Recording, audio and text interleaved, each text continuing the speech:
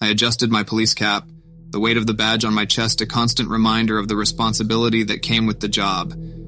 As I stepped out of my patrol car, a sense of unease settled over me. The abandoned warehouse loomed ahead, its broken windows and crumbling facade a testament to its dark history. A call had come in about strange occurrences at this location, a place whispered about in hushed tones among officers, a place rumored to be haunted. I took a deep breath, steadying my nerves, and approached the entrance with caution. The air inside was stale and heavy, as if trapped in the clutches of time. Dust particles danced in the dimly lit hallway, casting eerie shadows on the peeling wallpaper. My flashlight cut through the darkness, illuminating the path ahead. The silence was deafening, broken only by the sound of my own footsteps echoing through the empty halls. I navigated through the labyrinthine corridors, each turn revealing another layer of decay and abandonment. The temperature dropped, and an icy chill crept up my spine. Goosebumps prickled my skin, but I pressed on, determined to uncover the truth behind the rumors. Suddenly, a faint whisper echoed through the hallway, barely audible yet unmistakable. My heart quickened its pace as I strained to catch the words. "Leave, before it's too late," the voice whispered, a mix of desperation and warning. Ignoring the voice, I pressed forward, my grip on my gun tightening. As I reached the heart of the warehouse, I entered a vast room with tattered curtains hanging from rusted hooks. The flickering light revealed a disarray of broken furniture, as if the place had been abandoned in haste. A sense of dread enveloped me, an overwhelming feeling that I was no longer alone. Shadows danced along the walls, their movements taunting me. The whispers grew louder, now a cacophony of haunting voices, as if the building itself were alive with the echoes of the past. Just as I was about to call for backup, the air thickened, making it difficult to breathe. The room transformed before my eyes, the broken furniture shifting and reforming into a nightmarish tableau. Figures emerged from the shadows, their distorted faces contorted with rage and anguish. My heart pounded in my chest as I realized I had stumbled upon a gathering of restless spirits. Their eyes glowed with an otherworldly light, fixated on me. Panic surged through my veins, but I couldn't tear my gaze away from the ghastly scene unfolding before me. The spirits advanced, their ethereal forms passing through solid objects as they closed in. Their chilling wails pierced the air, filling the room with a deafening cacophony. I fumbled for my radio, desperate for any connection to the outside world. But all I heard was static. With no escape in sight, I clutched my gun tightly, preparing to defend myself against the supernatural. But as I raised my weapon, a force slammed into me, sending me sprawling to the ground. The spirits surrounded me, their ethereal touch like ice against my skin. Suddenly, a voice boomed from the depths of the warehouse, its authority cutting through the chaos. "Release him," it commanded, and the spirits retreated, their haunting presence fading into the darkness. As I staggered to my feet, I saw a figure materialize before me, a spectral form in the shape of an old police officer. He explained that the warehouse was once a place of unspeakable atrocities, and the tormented souls trapped within sought vengeance on anyone who dared to trespass. With a final warning to stay away, the apparition dissipated, leaving me alone in the empty room. I stumbled out of the warehouse, my mind reeling from the encounter. The horrors I had witnessed that night would forever be etched in my memory.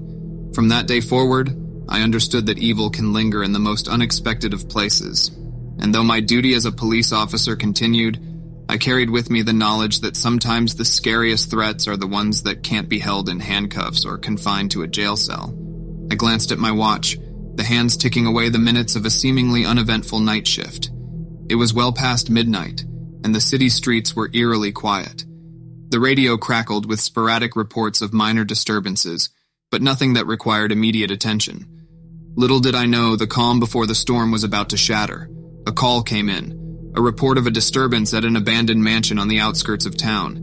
The address sent a chill down my spine, as the mansion had a notorious reputation among locals.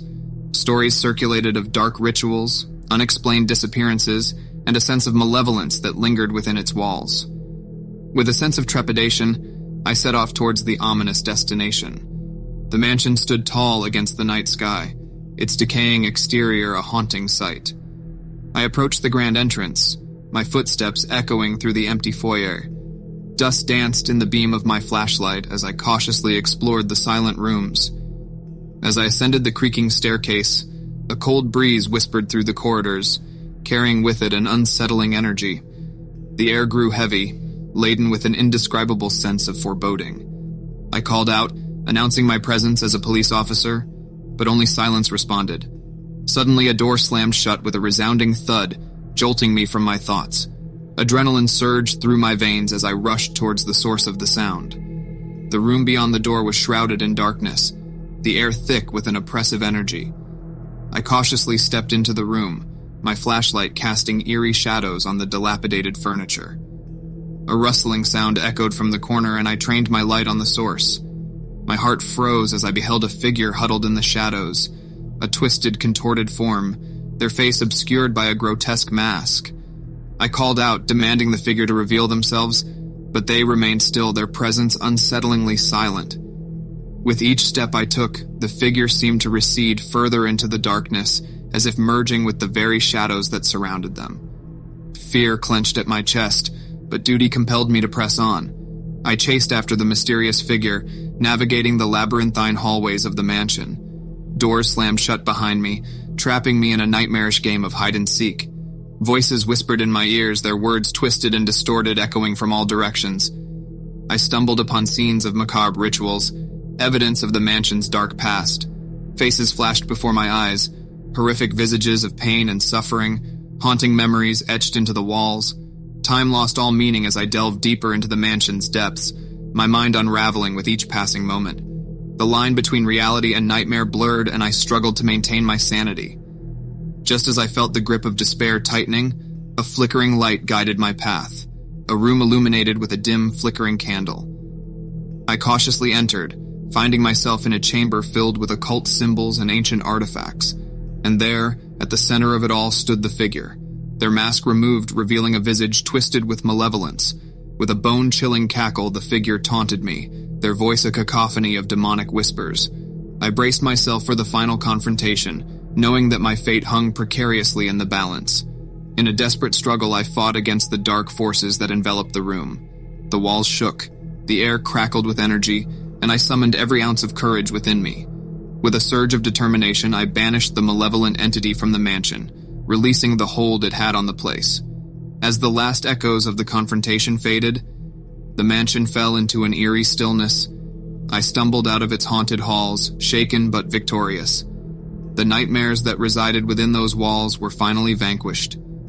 Though the scars of that night remained, I carried with me a newfound understanding of the darkness that exists alongside the light.